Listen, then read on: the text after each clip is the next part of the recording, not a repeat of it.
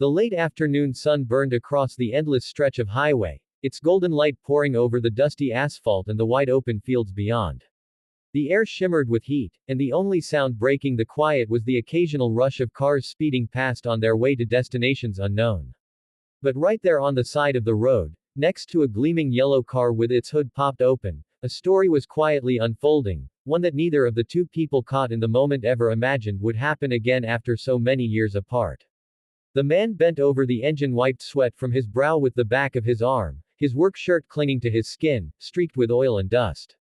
His calloused hands moved with practiced ease, adjusting wires, checking connections, and listening to the faint sputter of the machine as if it were speaking to him in a language only he could understand.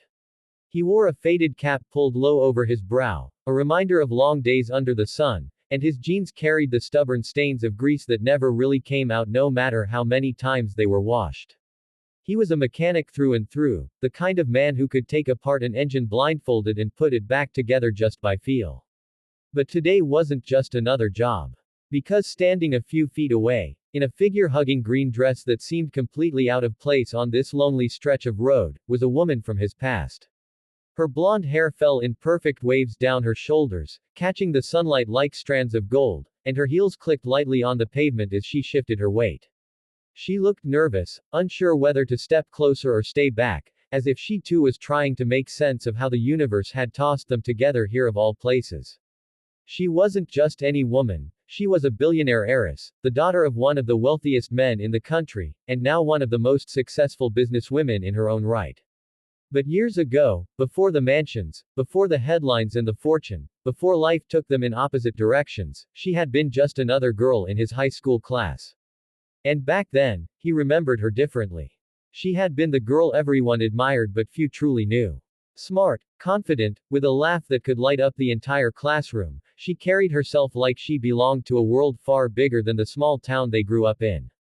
He remembered how she used to sit in the front row of history class, scribbling notes at lightning speed, and how she always seemed so determined to escape that sleepy little town. And escape she did. Right after graduation, she left, went to a prestigious university, and built a name for herself in the business world, making moves that turned her into a billionaire by her early 30s. He had seen her face on the covers of magazines at the corner store, her name scrolling across the ticker on financial news channels. And every time, he wondered if she ever thought of the old days, or the people she left behind. Now here she was, stranded on a deserted highway with a car that had given up on her, and fate had sent him, the boy she once knew, now grown into a man of grease-stained hands and quiet resilience, to help her. "You still keep that look when you're focused," she finally said, breaking the silence. Her voice carried a trace of nostalgia, and he paused, glancing up at her with a small, almost guarded smile. "Guess some things don't change," he replied, tightening a bolt before standing upright and wiping his hands on a rag tucked into his pocket. "Looks like your fancy ride doesn't like the heat much. Battery connection's loose. Nothing I can't fix." She gave a soft laugh, brushing a strand of hair behind her ear. "Figures. All the money in the world. And I can't even keep a car running. Some billionaire I am, right?" He tilted his head, studying her for a moment. "You're still the girl who used to ace every test without even trying. I doubt a dead battery changes that." The mention of their school days seemed to bring a flicker of warmth to her expression. She stepped closer, heels clicking on the pavement, and for a moment they stood face to face, the past pressing in around them. She looked at him not as the world saw her, a billionaire, an icon of success, but as someone who had once shared hallways, cafeteria lunches, and late-night study sessions with her. And he looked at her not as the untouchable figure from glossy magazines, but as the girl who once borrowed his notes in math class and teased him about his messy handwriting. "Do you ever think about back then?" she asked quietly. "Before life got complicated." He hesitated, his eyes drifting back to the engine. "More than I should, probably. But life doesn't care about what we remember. It just keeps moving." She didn't respond right away, just watched him work with a thoughtful expression. The wind picked up, rustling the fields, carrying with it the faint scent of gasoline and summer grass. It felt almost surreal, two lives that had spun so far apart somehow colliding again on this lonely stretch of highway. As he tightened the final connection, the engine gave a promising hum. He closed the hood with a satisfying thud and leaned against the car, his arms crossed. There you go. Should run just fine now. At least until you get it checked properly.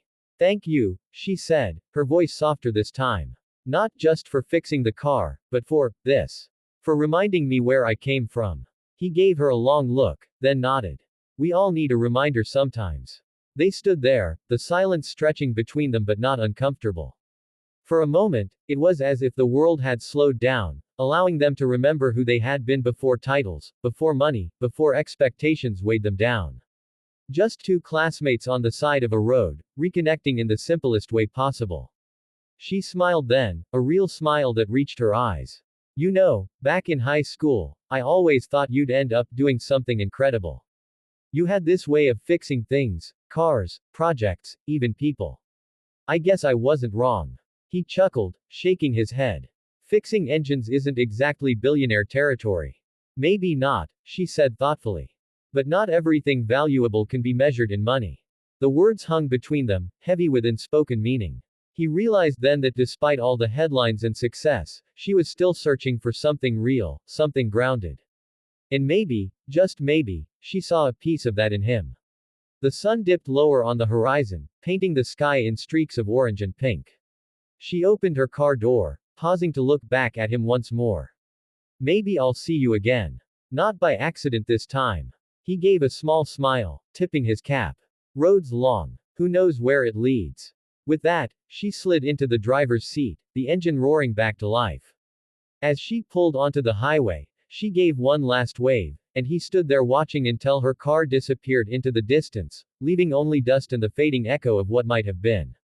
And though the road stretched empty again, the mechanic couldn't help but feel that fate had just reminded him that life has a funny way of bringing people back when you least expect it.